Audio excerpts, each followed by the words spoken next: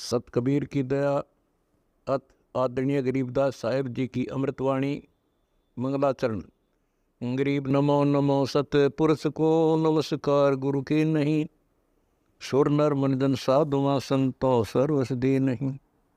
सतगुरु साहेब संत सब दंडो तुम प्रणाम, आगे पीछे मध्य हुए तिनको जहाँ कुर्बान। नराकार निर्विषम काल जाल व बंधनम, निर्लेपम निज निर्गुणम अकल अनुबेषुंडनम। सोहम सुरति समाप्तम सकल समाना निर्तल, उज्ज्वल हिरंबर हर दमंबे पर वह अथा है, वार पार नहीं मध्यतम। अनाहद मंत्र सुखसलाद मंत्र, अजोख मंत्र बेसुन मंत्र, निर्वाण मंत्र थीर है। आदि मंत्र युगादि मंत्र, अजल अभंगी मंत्र, सदा सत्संगी मंत्र, लौलीन मंत्र गैर गंभीर है। सोहम सुभान मंत्र, अगम अनुराग मंत्र, निर्भय अडोल मंत्र, निर्गुण निर्बंध मंत्र, निश्चर मंत्र अनेक है। गैबी गुलजार मंत्र, निर्भय निराधार मंत्र, सुमरत सुकृत मंत्र, अगमी अबंच मंत्र, अदली मंत्र अलेख है।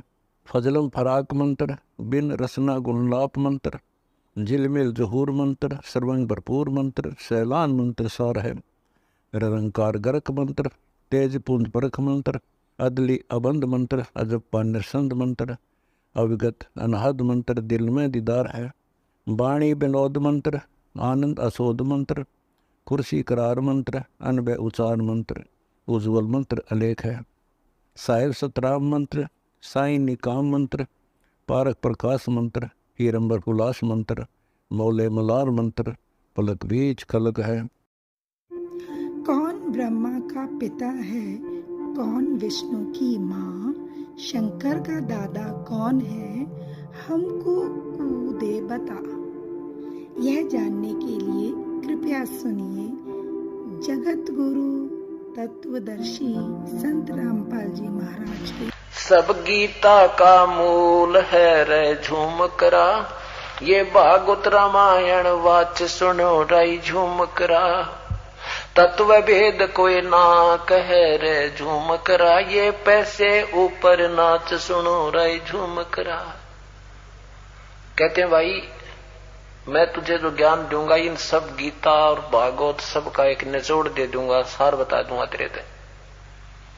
ये जो गीता और भागवत पढ़े ना, इनको गीता का भी ज्ञान कोई ना, इनके पास तत्व भेद है ही नहीं। ये तो पैसे ऊपर डुगडुगी बना रखे इन्होंने, तो पैसे ऊपर नाच नाच रहे हैं भाई। ये तो पैस माया के भूखे हैं और तत्व भेद कोई नहीं कह रहे झूमक रहा। तत्व भेद कोई ना कह रहे झूमक रहा, पैसे ऊपर नाच सुनो रे झूमक रहा। नादी वादी लंपटी रे झूमकरा, ये कामी करो दी कूर सुनो रे झूमकरा। लालच नीच नकीब है रे झूमकरा, जिनसे साईं दूर सुनो रे झूमकरा।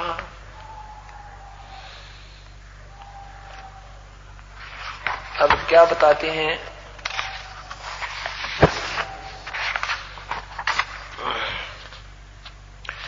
पूरब देश हमार है रे झूमकरा, कोई न जाने वेद सुनो रे झूमकरा।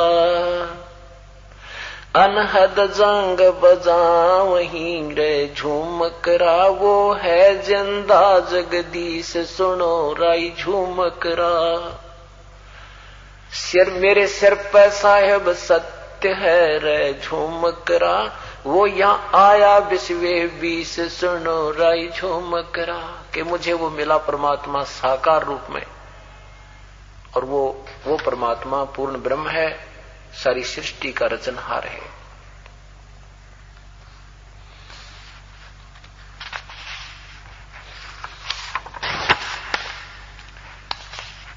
तो यहाँ क्या बताते हैं कि तत्व भेद कोई ना, क्या बताते हैं, अरबों में करोटों कोटों मध्य कोई नहीं रे झूमकरा, वो तो अरबों में कोई गर्क सुनो रे झूमकरा।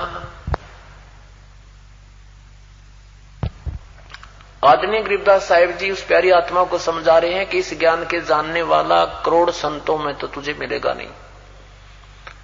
ये तो कोई अरबों में गर्क, गर्क मीन परिपूर्ण ज्ञान भी पूरा, उसके पास नाम देने का आदेश भी हो और स्वयं भी उसको प्रभु की।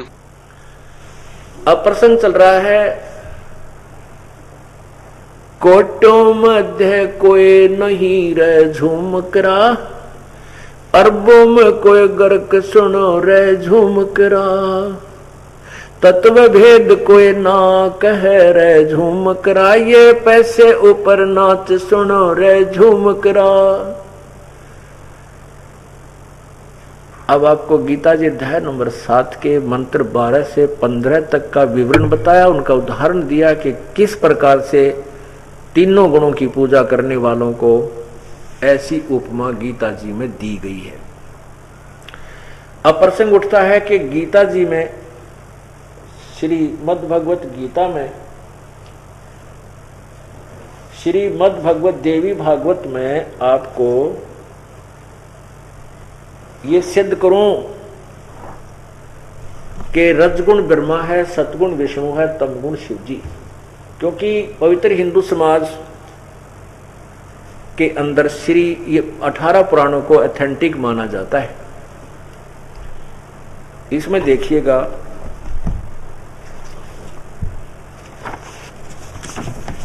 ये है श्रीमद् देवी भागवत अथ श्रीमद् भगवत सभाष्टिकम सैमातम, और इनके कहां से प्रकाशित है? खेमराज श्री कृष्ण प्रकाशन बंबई 4, और इसके तीसरे सकंद में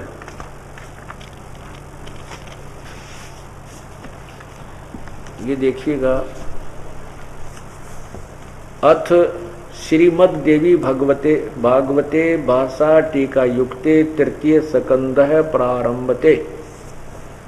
अब तीसरा सकंद ये प्रारंभ हो गया। अब यहां देखिएगा,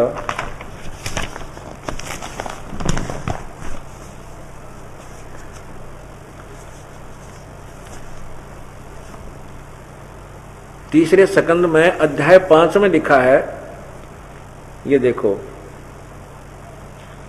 ये 7वां श्लोक समाप्त हुआ, 8वां प्रारंभ होता है। भगवान शंकर कहते हैं, हे माता, यदि हमारे ऊपर सदा दया युक्त हो तो हमको तमोगुण में किस प्रकार प्रदान किया है? ब्रह्मा रजोगुण और हरि अर्थात विष्णु सतोगुण। नीचे देखो, युक्त क्यों किया?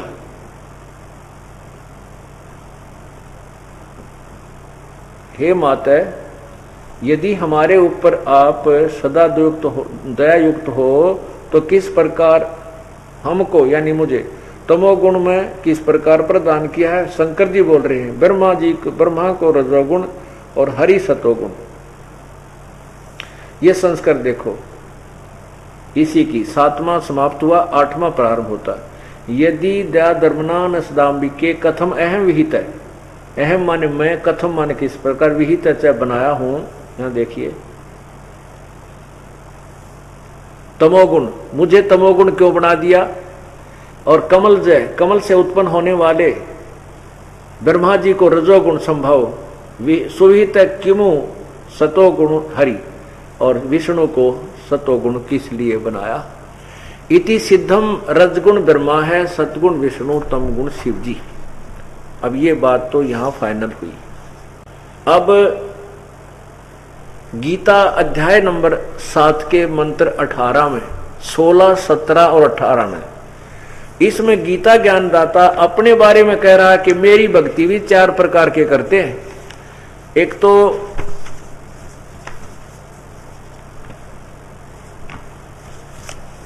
आर्थ, एक अर्थार्थी, तीसरे जिज्ञासु और चौथे ज्ञानी। अर्थ तो वो होते हैं जो अपने संकट निवारण के लिए, मतलब वेदों के मंत्रों के द्वारा ही जंतर मंत्र करते हैं। वो कोई और किसी भी स्तुति, किसी सदग्रंथ से, किसी शास्त्र से नहीं लेते, वो अन्य कोई क्रिया किसी भी प्रकार की कोई आरती स्तुति नहीं करते अपने संकट निवारण के लिए, वो वेदों के मंत्रों के आधार पर ही करते हैं।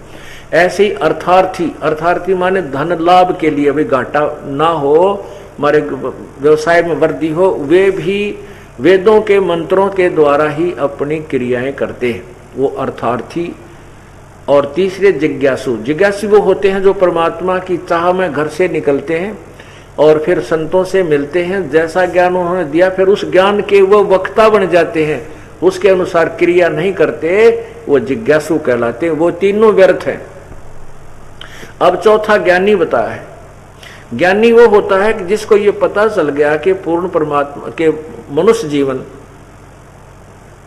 आत्म कल्याण के लिए प्राप्त होता है। यदि मनुष्य कहते हैं मानुष जन्म पाए कर नहीं रटे हरि नाम, जैसे कुआ जल बिना फिर बनवाया क्या काम। मानुष जन्म पाकर जब भक्ति नहीं करते तो ये मनुष्य शरीर ऐसा है जैसे बिना जल के कुआ होता। उसका नाम कुआ अवश्य है जिसमें जल नहीं, लेकिन गुण कुएं के नहीं है।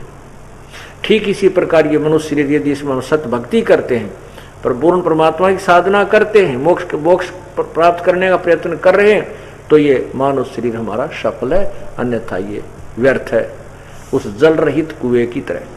तो उन ज्ञानी व्यक्ति को ये तो निर्णय हो जाता है कि मनुष्य जीवन मोक्ष के लिए प्राप्त हुआ है। फिर वो वेदों को पढ़ते हैं। वेदों में लिखा है केवल एक परमात्मा पूर्ण ब्रह्म की साधना से पूर्ण मोक्ष होगा, जन्म मृत्यु मिटेगी। लेकिन उन ज्ञानी आत्माओं को तत्वदर्शी संत नहीं मिला। उन्होंने स्वयं निष्कर्ष निकाल लिया कि वेद में लिखा है ओम नाम का जाप करो। यजुर्वेद अध्याय नंबर 40 के मंत्र नंबर 15 में लिखा है ओम कर्तु समर कलियम समर, ओम कर्तुम समर और कर्तुम समर। तो इस प्रकार ओम नाम का जाप काम करते करते सिमरण करो। ओम नाम का जाप विशेष कसक के साथ जाप करो और ओम नाम का जाप मुख्य मूल कर्तव्य समझकर, अपना परम कर्तव्य मनुष्य जीवन का समझकर इसका जाप कीजिए।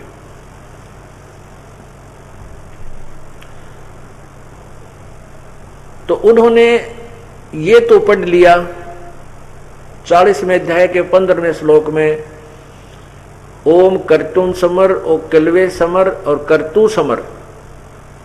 लेकिन यजुर्वेद की 8वें अध्याय का 10वां श्लोक ना पढ़ ध्यान दिया, जिसमें और 13वां ध्यान दिया, जिसमें लिखा है कि पूर्ण परमात्मा के यथार्थ भक्ति मार्ग को तो कोई तत्वदर्शी संत ही बताएगा, उनसे सुनो। वेदों का ज्ञान देने वाला ब्रह्म खुद कह रहा है कि परमात्मा के विषय में कोई तो साकार कह है, कोई निराकार कहता है, कोई कहता यू जन्म लेता है, कोई कहता नहीं लेता। इसके बारे में यथार्थ ज्ञान वो तत्वदर्शी संत बताएंगे, उनसे सुनो। तो वह बुद्धि कामना करी। जैसे गीता जी के अध्याय नंबर 4 के मंत्र 34 में लिखा है कि गीता ज्ञान दाता भगवान कहता है कि उस तत्व ज्ञान की जानकारी के लिए उन तत्वदर्शी संतों की खोज करो, उनको दंडवत प्रणाम करो, निष्कपट भाव से उनसे परमात्मा का वो तत्व ज्ञान समझो। फिर वो तत्वदर्शी संत तुम्हें उस परम पिता की पाने की विधि बताएंगे, तत्व ज्ञान से परिचित कराएंगे। तो उन ऋषियों ने, ज्ञानी व्यक्तियों ने वेदों का निष्कर्ष आप पर निकाल लिया, ओम नाम का जाप करना लगे। और साथ में फिर लोक वेद, जैसे काल का जाल है। ब्रह्मा जी जब कमल के फूल पर बैठे थे, उसने देखा सब जगह जल ही जल है और सब इस जल का कहीं और छोर नहीं है, अब क्या करूं। आकाशवाणी कर दी काल ने, ब्रह्म ने, कि तप करो तप करो। अब ब्रह्मा जी डरता बैठ गया, तप करने लग गया। तप करने से क्या होता है, सिद्धियां आ जाती हैं और सिद्धि पाकर के फिर यो उछल कूद मचा के अपनी बैटरी डिस्चार्ज करके फिर विनाश को प्राप्त हो जाता है। तो ब्रह्मा ने तब तक वेद भी ना पढ़े थे, उससे पहले ही काल ने एक लोक वेद शास्त्र साधना पर आरूढ़ कर दिया कि तप करो तप करो। तो ब्रह्मा जी ने सोचा परमात्मा की आकाशवाणी पूर्ण ब्रह्म की है और तप करने लग गया। बोला था काल, तो उसने 1000 वर्ष तक तप किया और वह शिक्षा फिर ब्रह्मा विष्णु महेश ताई दे दी। 12,000 वर्ष तक विष्णु जी ने किया, 88,000 वर्ष तक शिव जी ने किया। वो शास्त्र विरुद्ध साधना हठ योग जो गीता जी में मना किया है, वेदों में मना किया है, वो इन्होंने पहले करने लगे। तो इस प्रकार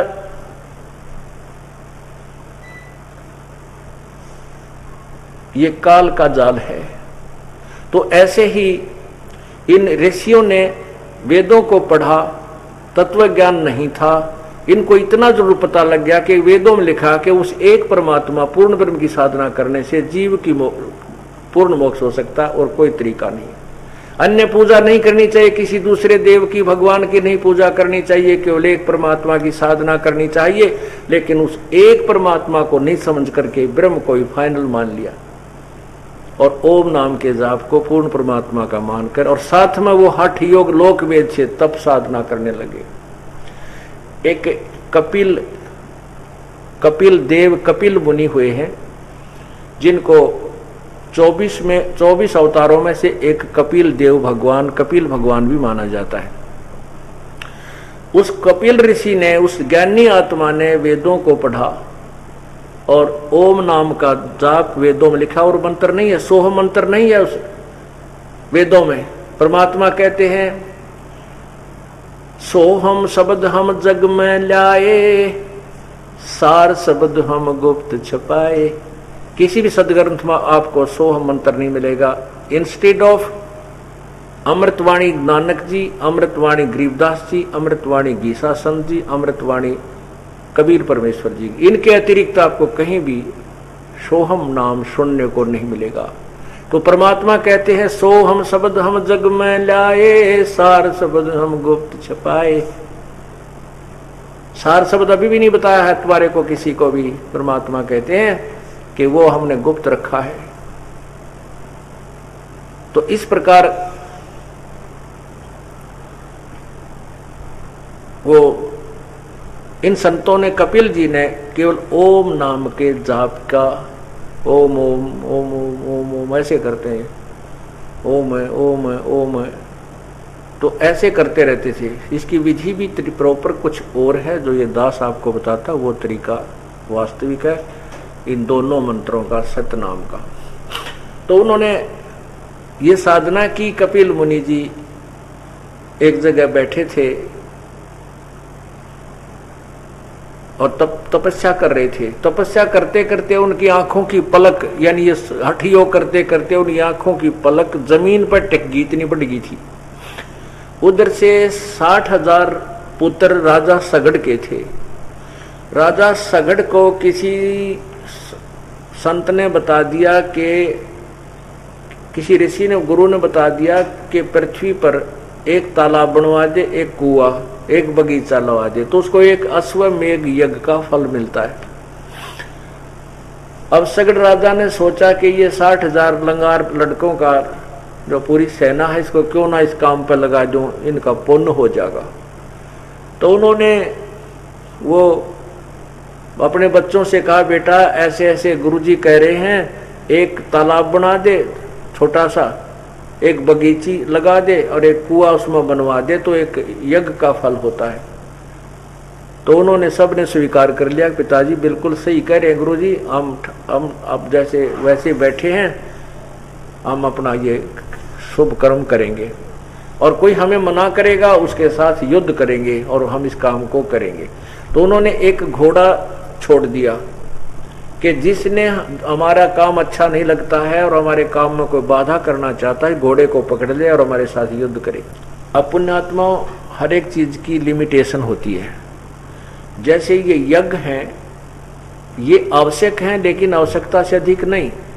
जैसे हम आपको नाम दिया जाता है, ये नाम तो समझो आपको वो है टेबलेट्स है, और इसके साथ साथ आपको और भी जैसे ग्लूकोज दिया जाता है। तो यज्ञ समझो ग्लूकोज है। तो ये भी आवश्यक है क्योंकि हम बीमार गणे हो गए, लेकिन अधिक नहीं। कोई ग्लूकोज चढ़ाए जार वो दवाई देखो ना रोग काटने की। ग्लूकोज तो शरीर को थोड़ा बहुत कुछ दिन मेंटेन रख सकते हैं, लेकिन जो रोग है उसकी दवा अलग होती है। ऐसे ही ये यज्ञ जो है और ये साधनाएं अन्य ये भी सहयोगी हैं यदि वो शास्त्र अनुकूल है तो। लेकिन अकेली एक ही वस्तु को करते रहना, हवन यज्ञ का घाटा जोड़ रखा कि हवन यज्ञ कर दिया, बस हवन यज्ञ कर दिया। अरे ये 5 यज्ञ करनी होती है, एक लिए हवन यज्ञ से भी बात नहीं पड़े। और फिर एक ही यज्ञ पर लग गए, जैसे ये एक तालाब बना दिया, एक कुआं बना दिया, एक बगीचे लगा दी, या पूरी पृथ्वी के गड्ढे गड्ढे खोद दिए, खोदने लग गए वह 60,000 सगड़ के पुत्र। अब पृथ्वी ने देखा देवी है एक पृथ्वी, इसकी संचालक है, ये 33 करोड़ देवताओं में से एक है। ये भगवान विष्णु के पास गई, बहुत आधीन होकर के नम्र होकर कहा भगवान मुझे तो नष्ट कर डाला। भगवान विष्णु ने कहा कि किसने नष्ट कर डाला? कि एक पृथ्वी मेरे मृतलोक में एक सगड़ राजा है, उसके 60,000 पुत्र हैं और उनके ऐसी शरण उठ रही है कि वो जगह जगह गड्ढे खोद रहे हैं। मैं तो खाने के बोने योग्य भी नहीं रहूंगी, ना कोई इस पे कोई कास्ट कर सकेगा, खेती भी नहीं कर सकेगा, भूखे मर जाएंगे प्राणी। तब भगवान विष्णु ने कहा कि आप जाओ, अब मैं करता हूं इनकी व्यवस्था। अब उधर से क्या है कि कोई ऐसा अश्वमेघ ये यज्ञ कर ले तो यज्ञ का फल जो होता है, जैसे तप कर ले या जैसे 100 मण घी की 100 यज्ञ कर दे, या इस तरह की जैसे तप साधना कर ले, या ऐसे कोई पुण्य युक्त कार्य जो कर रहा है, तो इंद्र को चिंता हो जाती है कहीं तेरे राजगद्दी को ये छीन ना ले, क्योंकि इस प्रकार की यज्ञों से इंद्र की पदवी प्राप्त होती है। और जो वर्तमान इंद्र होता है उसको पद से हटना पड़ता है यदि वो उसके यज्ञ में बाधा नहीं करता है, तो खंडन नहीं करता, उसकी खंडित नहीं कराता है। तो इंद्र को ये चिंता बनी रहती है, इसलिए वो अपने गुप्त रूप में गुप्तचर छोड़े रहता पृथ्वी पे, वो देवता लोग या घूमते रहते। तो इंद्र के गुप्तचरों, इंद्र को विष्णु जी ने टेलीफोन कर दिया, प्रेरणा की कि एक सगड़ के पुत्र ऐसे ऐसे वो पृथ्वी के ऊपर यज्ञ कर रहे हैं और तेरी गद्दी जाएगी। विष्णु जी इंद्र जी चिंतित हो गए। इंद्र ने वो 2 अपने सेवक भेज दिए।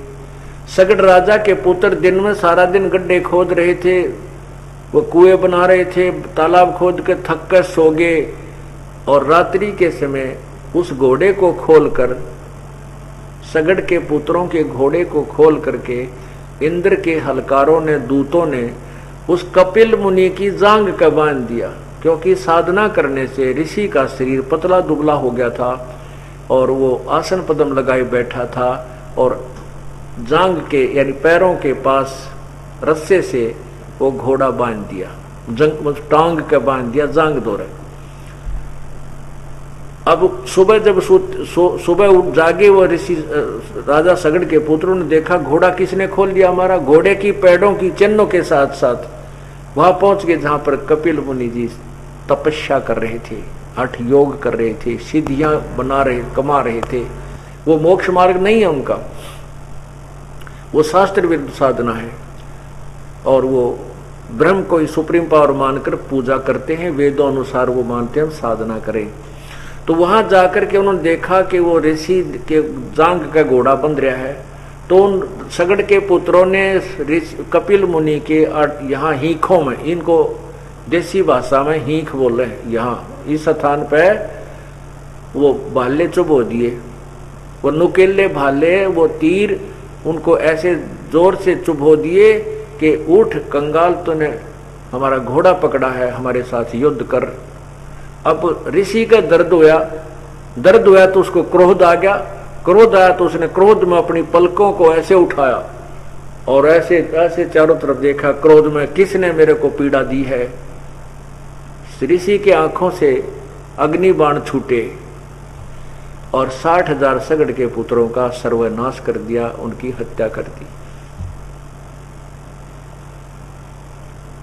अब यहां ये समझाना चाहते हैं कि ब्रह्म की साधना करने वाले भी, अर्थात वो साधना भी अनुत्तम है, क्योंकि ये ज्ञानी आत्मा है तो उदार, लेकिन ये मेरे वाली अनुत्तम साधना पर ही आश्रित है, मेरी गति पर ही आश्रित है।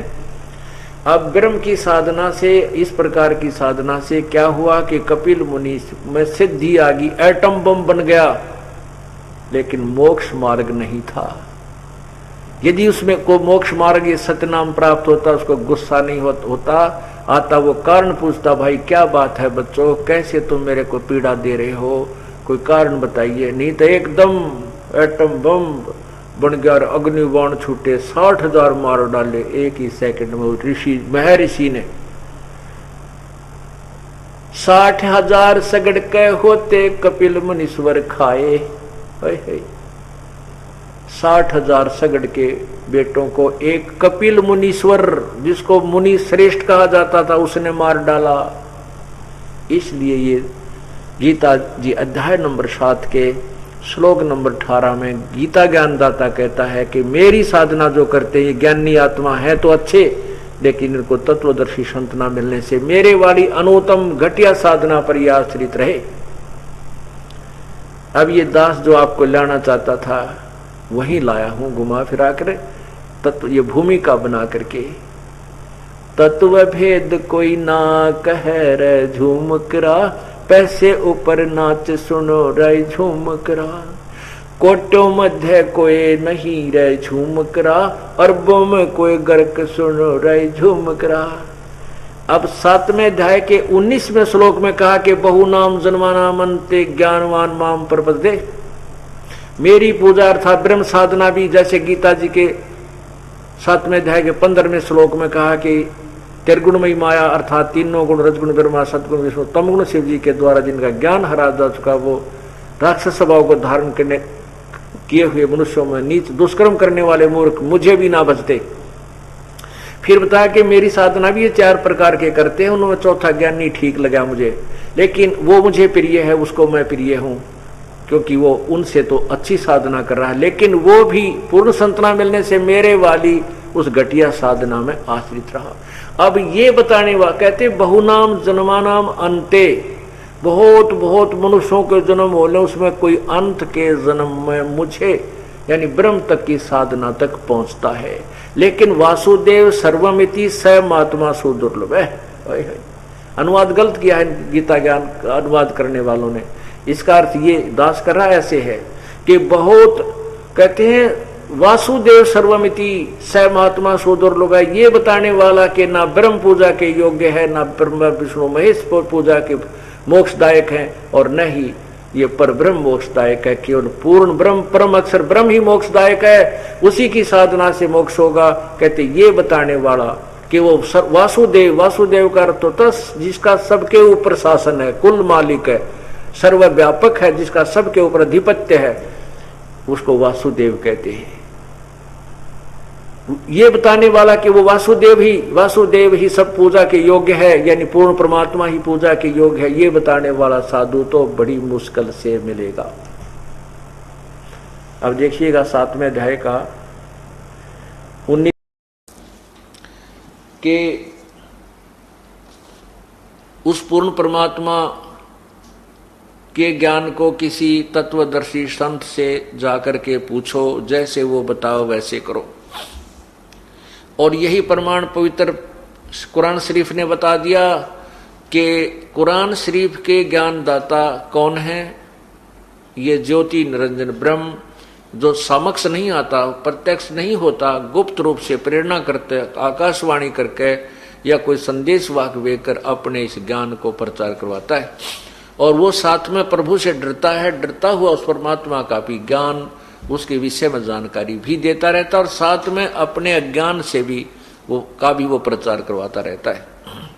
तो जिसको हजरत मोहम्मद जी अपना खुदा मानते हैं और ये मुसलमान भाई मानते हैं कि कुरान शरीफ का ज्ञान अल्लाह ने दिया है, तो वो कभी कुरान शरीफ का ज्ञान दाता अल्लाह हजरत मोहम्मद को कह रहा है कि हे हजरत मोहम्मद, वो परमात्मा जो है वो कबीर है, और ये वही परमात्मा है जिसने 6 दिन में सृष्टि रची और 7वें दिन तख्त पर जा विराजा।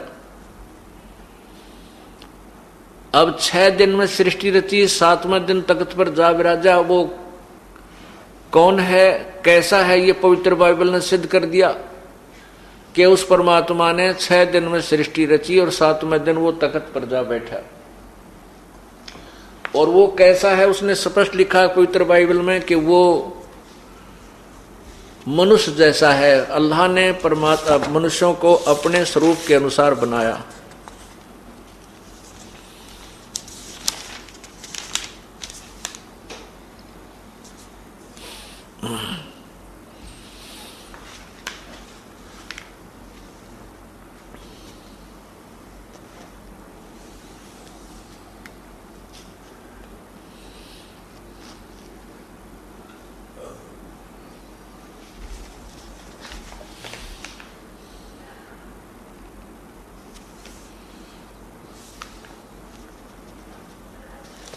अब ये देखिएगा पवित्र बाइबल में ये स्पष्ट किया है कि परमात्मा ने 6 दिन में सृष्टि रची, अपने काम को समाप्त किया और 7वां दिन विश्राम किया। ये लिखा है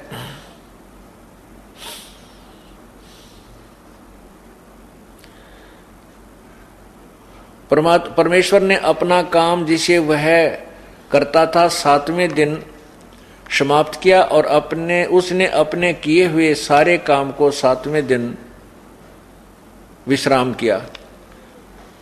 अब परमेश्वर ने 7वें दिन जो को आशीष दी कि वह पवित्र ठहराया, क्योंकि उसमें उसने सृष्टि की रचना के अपने सारे काम से विश्राम किया। यानी 7वें दिन। तो ये जो पवित्र बाइबल वाला ज्ञान है कुरान शरीफ के अंदर, ये कम से कम 50% लिखा हुआ है।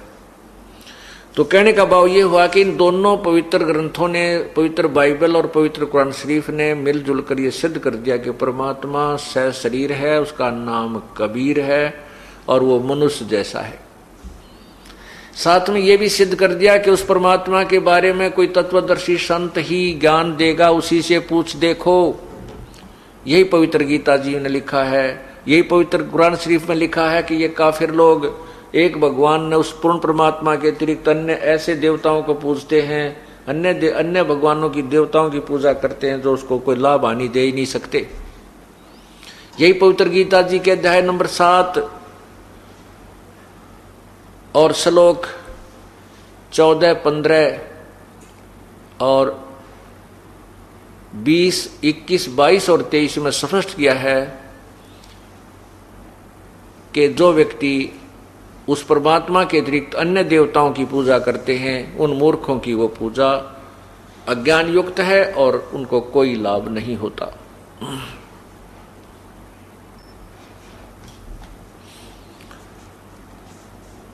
अब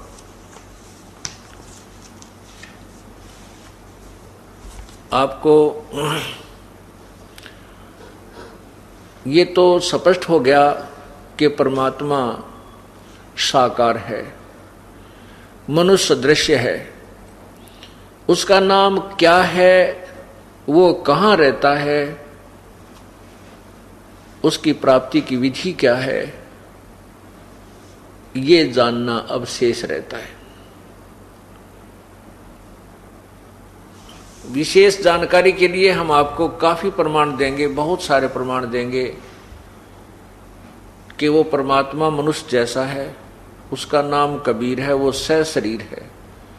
और उन आंखों देखे हुए महापुरुषों के अनुभव की जानकारी भी देंगे, उनकी कथाएं भी आपको सुनाएंगे कि वो परमात्मा कौन है, कैसा है। और उस परमात्मा की शरण में जाने के पश्चात हमें किसी प्रकार की कोई चिंता नहीं रहेगी। समर्थ का शरणागहो रंग होरी हो, भाई कदे न हो ए काज राम रंग होरी हो।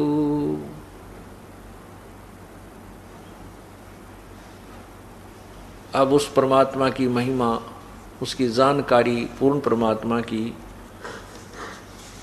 प्रारंभ की जाएगी।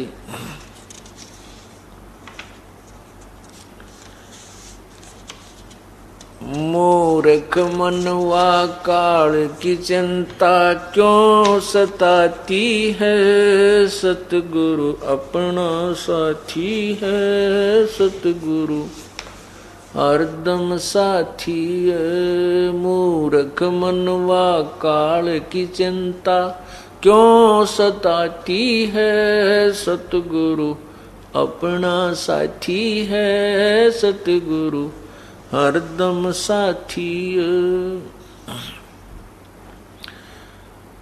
अब यहां पर परमात्मा ने बताया कि ब्रह्मा का आसन खिसा जब सुनी काल की गाजे। ये ज्योति निरंजन जो भगवान है, ब्रह्म है, ये काल है, जो गीता जी के 11वें अध्याय के 32वें श्लोक में कहता है कि अर्जुन मैं काल हूं, सबको खाने के लिए प्रवृत्त हुआ हूं और इन सब न खाऊंगा। वो काल जो है वो ब्रह्मा विष्णु महेश का पिता है और उसको श्राप लगा हुआ है, उसको एक बीमारी लगी है कि 1 लाख मानव शरीरधारी प्राणियों को नियत खाएगा। और जो परमात्मा कबीर जी की शरण में आ गया तो उसकी रेंज से बाहर हो जाएंगे, वो उसकी पहुंच से बाहर हो जाते हैं, उनको वो कुछ परेशानी पैदा नहीं कर सकता। अब यहां हमें 24 घंटे हर समय चिंता बनी रहती है, चाहे कोई कितना बड़ा अधिकारी है, चाहे राष्ट्रपति प्रधानमंत्री भी क्यों ना, पूरी पृथ्वी का राजा भी क्यों नहीं है, उसको भी यहाँ कोई न कोई चिंता सताती रहती है। किसी को बीमारी की चिंता है, किसी को और कोई राज्य में कोई दिक्कत होने की चिंता है। तो जब हम भगवान के चरणों में आ जाएंगे तो हमें कोई कष्ट नहीं आने देगा, और छोटा मोटा कोई कष्ट आएगा तो हमारे बहुत भयंकर जो पहाड़ से भी बड़े दुख को टालने के लिए प्रभु थोड़ा सा कष्ट आने देगा। जैसे संत सतगुरु शरण में आने से आई टले बला, जय मस्तक में सूड़ी हो भाई कांटे में टल जा। जय भाग्य में हमारी किस्मत में सूली टूटना हो, फांसी टूटना हो, मृत्यु की सजा हो तो कांटा लाग के टल जा। पूर्ण संत की शरण में आने से ये लाभ हो जाता है। एक समय की बात है, परमात्मा प्रभु का एक अपने नाना रूप बना करके परमात्मा आते रहते हैं कबीर जी, और संतों को संत रूप में अपनी भूमिका करते रहते हैं। एक समय की बात है कि गांव के बाहर एक संत रहता था और उसने वहां पर एक आश्रम बना रखा था छोटा सा। तो उस आश्रम में वो कुछ महीने रुकता था, फिर दूसरे आश्रम में चला जाता था, फिर तीसरे आश्रम में चला जाता था, चौथे में चला जाता था, और एक आश्रम में वो महीना 20 दिन 2 महीने डटा करता था, रुकता था। साथ में उसके 2-4 शिष्य होते थे। तो गांव वालों ने, जो उनके शिष्य थे, उन्होंने उस संत की सेवा के दिन बांट रखे थे। एक दिन वो परिवार उनको पूरे दिन का भोजन कराएगा, एक दिन वो कराएगा, उन्होंने पहले से ही निर्धारित कर रखे थे। तो इसी प्रोसीजर के अंतर्गत, इसी रूटीन में ये सब काम चल रहा था। एक दिन एक बहन जो संत की शिष्या थी, उसकी बारी आ गई खाना खिलाने की, और परमात्मा की कृपा होनी हुई, उसका दूध फट गया। दूध फट गया तो उस बहन ने सोचा आज तो बात बिगड़ेगी, जय गुरु जी के लिए खीर नहीं बनाई तय। एक मुश्किल से 1 महीने में नंबर आया है, और आज खीर ना बनी तो बात बिगड़ जाएगी। वो एक पड़ोसन के घर गई, जाके बैठ गई। पहले कोई वस्तु मांगने से पहले शिष्टाचार के नाते कुशल मंगल पूछी जाती है।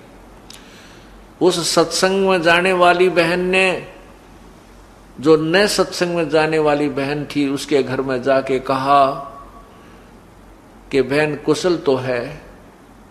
उस बहन ने कहा कि बहन के कुशल बताऊं, आपको सब पता है, छोटा सा बेटा था, मेरा छोटा सा बालक था, लड़का, उसी समय पति की मृत्यु हो गई थी। फिर मैंने सोचा था इस बच्चे ने पाल पोस दूंगी, बड़ा होगा, इसके आस पर मैं अपना दिन तोड़ रही थी कि बड़ा होकर के ये लायक निकलेगा और अपने काम ने संभाल लेगा। यो ऐसा निकम्मा हो गया, शराब पीने लग गया, नशे करता है, मेरी एक भी बात नहीं मानता, सारी सारी रात पता नहीं कहाँ घूमता रहता है, कभी देर से आता है, कभी सवेर से आता है, काम को कहती हूँ तो मानता नहीं है। मैंने तो रो रो के अपनी आंखें खराब कर ली है, क्या करूं, कहाँ जाऊं, कहाँ मरूं। तब उस बहन ने कहा, बहन आप सत्संग में जाने वाली बहन ने कहा कि आप मेरे साथ सत्संग में चला करो, वहां जाने से आपका दुख हल्का हो जाएगा, बहन भाइयों में बैठोगी, बतलाओगी, भगवान की चर्चा सुनेगी, तेरा कष्ट कुछ नरम बनेगा। वो बहन कहने लगी कि बहन मैं नहीं जा सकती सत्संग में, क्योंकि मेरे सिर पर धनी नहीं है, मेरा पति नहीं है, तुम्हारे तो पति हैं और दुनिया की जुबान बंद है, यदि मैं सत्संग में जाने लगी तो ना जाने लोग के बात बनाएंगे कि इस पर धनी नहीं है सिर पे, और ये ऐसे ऐसे बदनाम किया करेंगे। तब वो सत्संग में जाने वाली गुरु की शिष्य ने समझाया, बेबे ए बहन, हमने समाज नहीं देखना, हमने अपना आत्म कल्याण देखना है। देखो मीरा सत्संग में सुने हुए विचार जो थे गुरुदेव से, तो वो गुरु की शिष्या बताने लगी कि मीराबाई ने समाज नहीं देखा, भगवान देखा। यदि मीराबाई समाज से डरकर और सत्संग में ना जाती तो मीराबाई को कोई याद नहीं करता, उसका मोक्ष नहीं होता, वो भी कितने गधी बनी फिर रही होती। मीराबाई को ये समझ में आ गया था कि ये समाज मेरे को कोई लाभ नहीं देगा, जब मैं शरीर छोड़कर जाऊंगी उस समय मेरा किया हुआ पुण्य और ये भजन मेरे साथ रहेगा। जिस कारण से उसने, मीराबाई ने समाज को नहीं देखा, भगवान को देखा। ए बहन, संतों के शरण में जाने से ये दुख भी दूर हो जाया करते हैं, तो हो सके तेरा लड़का भी सुधर जा। अब उस बहन की ये बात सुनकर कहने लगी, बहन गुरु शिष्य, जो गुरु की शिष्या थी उसकी बात सुनकर वो अनुपदेशी जो उपदेश नहीं ले रही थी, वो कहने लगी, बहन मेरे बस की बात नहीं सत्संग में जाने की। हाँ तो आप कैसे आना हो गया तेरा? तो जो सत्संग में जाने वाली यानी गुरु की शिष्या थी वो कहने लगी, बहन आज मैंने गुरुदेव का भोजन देना था, मेरा सेवा का नंबर है और हमारा दूध फट गया, आपके घर ताजी ब्याई गाय है, मुझे दूध दे दे और चाहे उधारा दे चाहे मोल दे दे। उस बहन ने आओ देखा ना ताओ देखा, दूध काट के उसी टाइम निकाल करके भैंस के थनों से खुट्टी का टांग रखा था, बाल्टी ज्यों कीटों भरी हुई, उठा के वह बाल्टी सारी की सारी उसके पात्र में डाल दी और कहने लगी, बहन जी आप ये दूध ले जाओ। अब वो गुरु की शिष्या ने कहा, बहन कुछ तो रख ले घर के लिए। अके नहीं, आज तो सारा ही ले जाए इसने, मेरे भी भाग जाग जाएंगे, महात्मा जन भगत जन भोजन खाओगे हैं, और आप ले जाओ। अब पुण्यात्माओं अच्छे काम में सहयोग दे तो पुण्य बन जाते हैं, और अच्छे काम में जो बाधा करता उसको पाप लग जाते हैं। अब वहां से उस बहन के पुण्य शुरू हो गए, परमात्मा में उसका सिर हो गया, उसमें उसका साझा बन गया। उसी दिन से वो आहार संतों ने खाया, भक्तों ने खीर खाई। कुछ दिनों के बाद उस बहन ने जो सत्संग में जाती थी उसने विचार किया, परमात्मा ने प्रेरणा की कि इतनी भाग्यवान बहन है, इतनी दाता है वो, कि उसने सारा दूध उठाकर दे दिया। हो सकता है वो भगवान के चरणों में चल पड़े, उसका उद्धार हो जाए, बड़ी भाग्यवान है, बहुत अच्छी नीयत की है। उस सत्संग में जाने वाली बहन ने सोचा कि मेरे से भी कोई मांगण आ जाती सत्संग हमारी गुरु की शिष्या, तो भी मैं सारा दूध नहीं देती उसको, थोड़ा सा देती अपना रख लेती। और उसने तो ना वो सत्संग सुन रखा, ना वो कभी ऐसे विचार उसके अंदर आए, और वो इतनी दयालु है कि उसने सारा दूध उठा के दे दिया। अब इस भाव से वो जाकर उसके पास बैठ गई, फिर सत्संग की चर्चा करने लगी, रोजाना जिक्र कर दे, घंटा आध घंटा बैठे। फिर उस बहन को भी आनंद सा आने लग गया जो विधवा थी, और वो लड़का उसका शराब स्वरूप पीता था। कहने का भाव यह है कि सत्संग के विचार सुनने से एक दिन उस बहन को जो अनुपदेशी थी एकदम प्रेरणा हुई, कहने लगी बहन मैं भी आपके साथ सत्संग में चलूंगी, नाम लूंगी। अब सत्संग गई, वहां विचार सुने तो उस बहन ने गुरुदेव से प्रार्थना की, गुरुजी मुझे उपदेश दे दो महाराज जी। लड़की और जब उपदेश लिया, उपदेश लेकर के आ गई, फिर सत्संग में जाने लगी। जाते ही गुरुदेव के पास यही अर्ज किया करती थी, हे गुरुदेव, हे महाराज जी, मेरा बेटा बहुत बिगड़ गया, शराब पीता है, मेरे कहे के नहीं मानता, अपने चरणों में ले लो प्रभु। इस दुखिया का सबसे बड़ा यही दुख है। बचपन में पति मर गया, जो छोटा सा बालक था जो पति मर गया, मैंने शादी भी इसलिए नहीं कराई कि इस बालक में दुख हो जाएगा, और आज इस बच्चे ने मुझे इतना दुखी कर दिया, मुझे कहीं ठिकाना नहीं है, कहती हूं तो मानता नहीं है। गुरु संत जी कहने लगे, बेटी तू अपनी भक्ति करती रहे, भगवान जरूर सुनेगा तेरी एक दिन। अब क्या होता है कि सत्संग में आने से पता चलता है कि भाई कुछ दान पुण्य भी करना चाहिए। उस बहन का ने को प्रेरणा हुई कि मैं पूरे दिन का, उसने फिर कहा, जो बहन उसको नाम दिला के लाई थी उसी से कहा, बहन एक दिन की सेवा मुझे भी दिला दो, मैं भी कुछ सेवा करना चाहती हूँ गुरुदेव की। अब उसने दो चारों से प्रार्थना की, सब नाटकीय कहने लगे, ना भाई ना बहन, मुश्किल से दिन मिला हमारे को तो आज सेवा का, हम तो अपनी बारी नहीं देंगे। उस बहन ने जो उसको नाम दिला के लाई थी, उसी ने अपने टर्न में से शाम के समय का भोजन दे दिया। बहन सुबह का तो मैं खिलाऊंगी, अगली जो बारी आई तो शाम का तू खिला दिए। तो बड़ी खुशी हुई उस बहन ने, जो नई सत्संग में गई थी, पहली बार उसने सेवा का मौका मिला, खुशी खुशी में खीर बनाई, हलवा बनाया, रोटी बनाई, सब्जी बनाई, और इस रुचि में आज गुरु जी को खिला के आऊंगी, भक्तों को खाना खिलाऊंगी।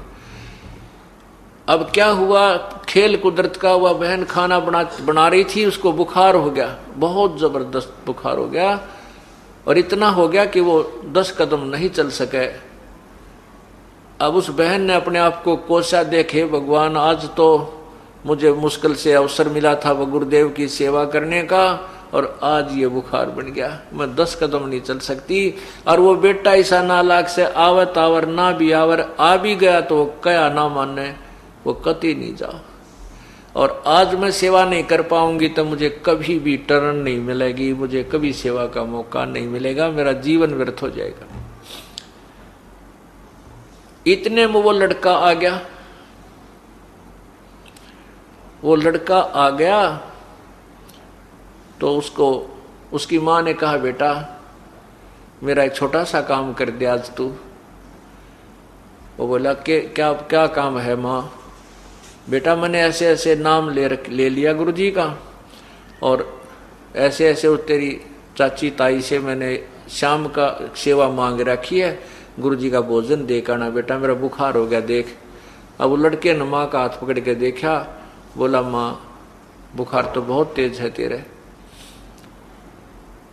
तो उसकी माँ बोली, बेटा ये रोटी मैंने बांध डाल रखी है और तू आश्रम में दे आ। वो थोड़ी सी दूर पर आश्रम था, एक किलोमीटर दूरी पे।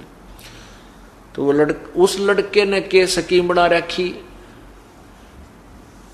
उस लड़के ने, हाँ, तो वो लड़का नाट गया, अकना मैं ना जाऊं,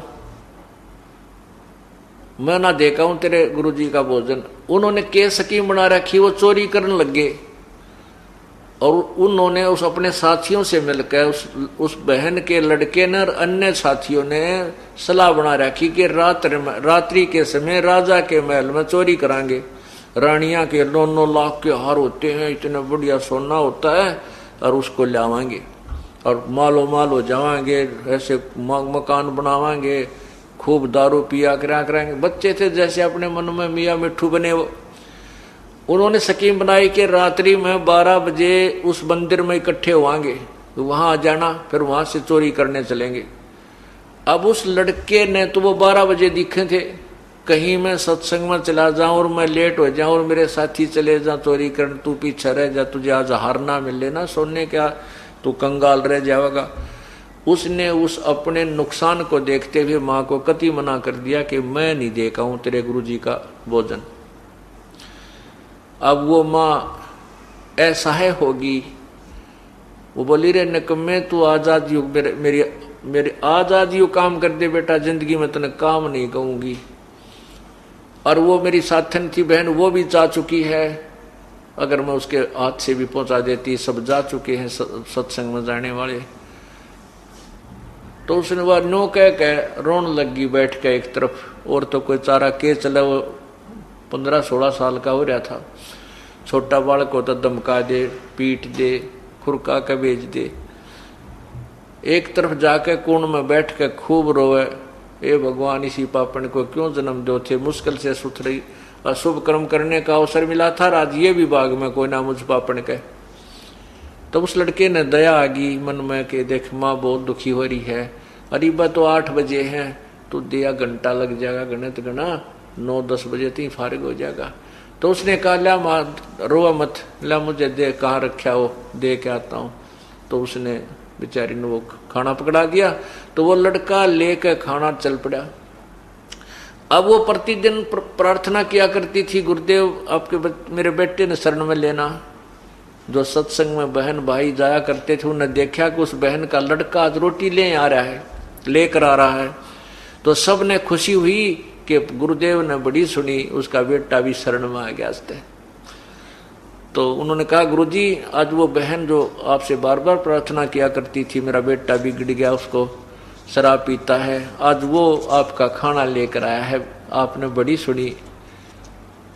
उस बहन की बहुत दुखी थी। उस लड़के ने कहा कि गुरुजी कहाँ है, महाराज जी कहाँ है। परमात्मा की कथा सुनो, परमात्मा की कथा की चर्चा करो। इसके अतिरिक्त जो भी बातें करते हो, सुनते हो, वह सब व्यर्थ है। ऐसे ही आध्यात्मिक वीडियो देखने के लिए हमारे चैनल विश्व विजेता संत रामपाल जी महाराज को